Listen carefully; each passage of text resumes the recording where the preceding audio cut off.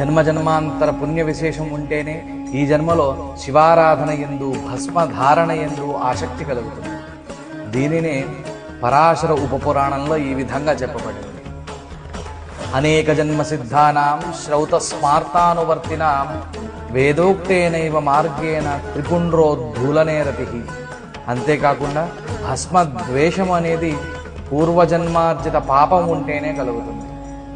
దీనినే సూత సంహితలో మహాపాతకయుక్తానాం జంతూనాం పూర్వజన్మసు త్రిపుండ్రోద్ధూలనే ద్వేషో జాయతే సదృఢం బూధా. అంటే పూర్వజన్మలో పాపము చేసిన వారికి మాత్రమే భస్మధారణ యందు శివ ఆరాధన యందు ద్వేషం కలుగుతుంది. శివుడు భస్మము భస్మధారి వేరు కాదు. శివుని యందు భస్మము యందు భస్మధారుల యందు ద్వేషము దూషణ ఎప్పుడూ చేయరాదు. ఇవి మహాపాతకములుగా చెప్పబడ్డాయి.